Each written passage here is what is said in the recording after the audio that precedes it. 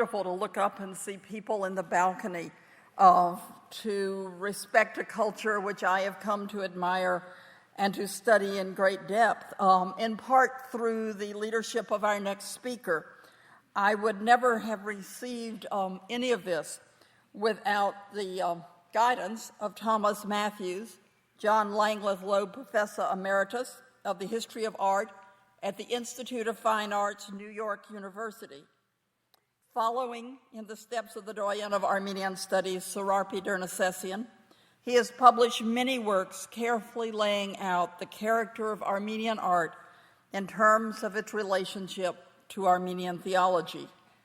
As his student, I learned much from his approach as I worked on the manuscripts of the Armenians of Cilicia for my dissertation. Today, he is introducing a topic rarely considered in terms of Armenian culture. Please welcome Professor Mathews as he speaks on icons in early Armenia.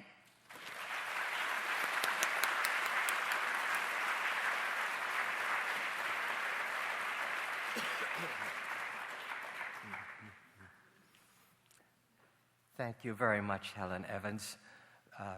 I apologize that I have brought with me from Paris a bad cold, and I may break into fits of coughing at any moment. Could we have the first pair of slides, please?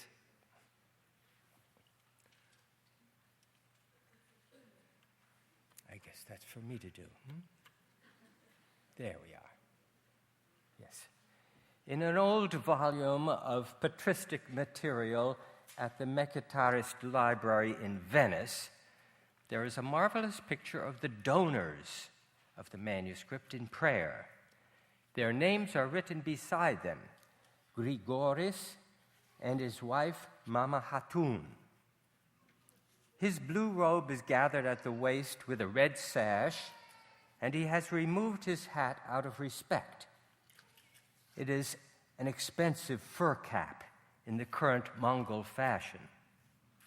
His wife wears a fringed blue shawl over a red vest and a very pretty dress embroidered with flowers. They kneel in prayer before a framed icon of the so-called Hodigitria type. There is the painting opposite them, in which the Virgin holds her divine Son in her left arm, and with her right makes the ancient maternal gesture to her breast, as Isis had done before her for 1,000 years. The artist, Johannes, has signed below, and we recognize him as a colleague of a better-known artist named Toros Taranetsi, and this puts us in the very important monastic center of Gladzor in Syunik in the time of the famous abbot and theologian Yesai Nichetsi. The manuscript is dated 1317 to 1318. Icon veneration was clearly an acceptable and recommended devotional practice in Armenia in their time. However, no one has, as far as I know, has seriously examined the veneration of icons in Armenia in general and over the course of history. And what interests me today is the early pre-Arab period of Armenia, taking the terminal date of 640, the sack of Dvin by the Arabs. In early Armenia, not a single icon has survived the turbulent history of the country, but of course very few icons have survived from that period anywhere outside of Egypt. But while the wooden panels have not survived in Armenia, we have two sources of importance. One is archaeological evidence of their existence in stone reliefs, such as the one on the right-hand screen, which is from Dvin, and to which we will return. And the second source we have is literary evidence in the seldom read Defense of Images by Vertanès Kertor.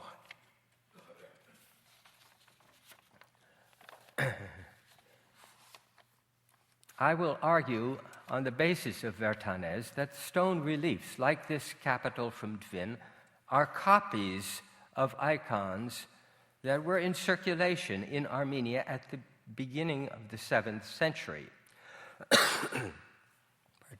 Many of these were on exhibition in Paris recently at the Armenia Sacra exhibition, which inspired my current line of investigation.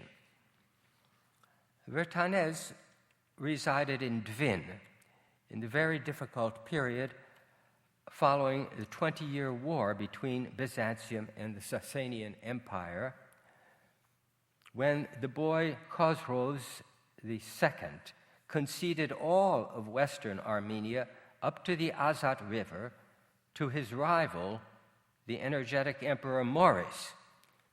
That's in 591. One may see, this is a general view of Dvin, and it's the archaeological site there. It was the seat of the Orthodox Catholicos, and you can find it on the map right there, you see. In 591, when the Sasanians ceded all of everything from Dvin to the border here to Byzantium, the Chalcedonian Catholicos John, who was resident in Theodosiopolis here, moved to Avan, just a stone's throw away from Dvin, which occasioned intense conflict between the two halves of the Armenian Church over the Chalcedonian problem and over ecclesiastical jurisdiction.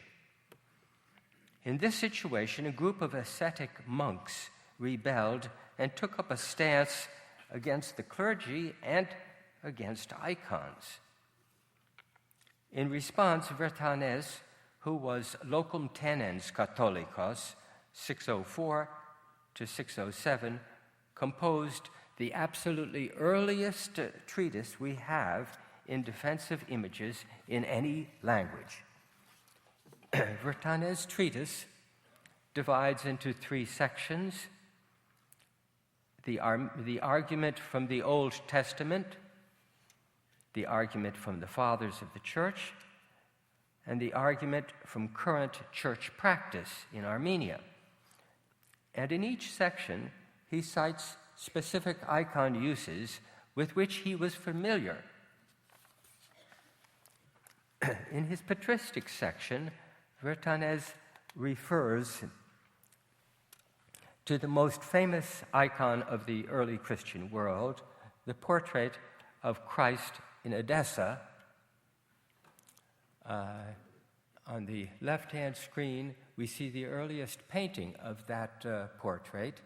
We see a messenger bringing to King Abgar the cloth on which the face of Christ appears. King Abgar seated enthroned there in Edessa. Pardon me. And on the right-hand screen, the magnificent 12th century version of this in the Cathedral of Laon in France, which Helen Evans brought to the Metropolitan Museum for her Glory of Byzantium exhibition.